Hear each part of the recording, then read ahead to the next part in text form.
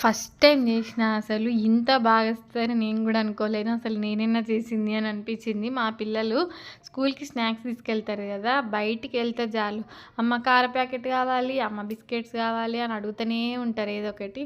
నేనే ట్రై చేద్దాము ఒకసారి ఎట్లొస్తదో చూద్దాము అని చెప్పేసి కార అసలు ట్రై చేసిన ఎక్సలెంట్‌గా వచ్చిందండి. ఫస్ట్ అయితే ఒక గ్లాసు శనగపిండికి పావు గ్లాస్ కన్నా ఎక్కువ బియ్యపిండి తీసుకొని ఉప్పు, కారం వేసుకొని మనము కారపూసకి ఎట్లా కలుపుకుంటాం అట్లా కలుపుకొని కారపూస ఒత్తేసుకొని తర్వాత సేమ్ క్వాంటిటీ ఫస్ట్ ఎట్లా తీసుకున్నాం అదే క్వాంటిటీతో తీసుకొని మనము బజ్జీల పిండి కలుపుకుంటాం కదా! ఆ కన్సిస్టెన్సీలో కలుపుకొని బూందీది జాలి ఉంటది కదా! అది బూందీ కొట్టే జాలి, ఆ జాలీలో వేసుకోవాలి. మనకు తోకలాగా వస్తుంది బూందీ అని అనుకుంటే కొంచెం వాటర్ పడతాయని అర్థము. మనం అందులో వేయగానే కిందికి పడితే అది కరెక్ట్ కన్సిస్టెన్సీ అనమాట.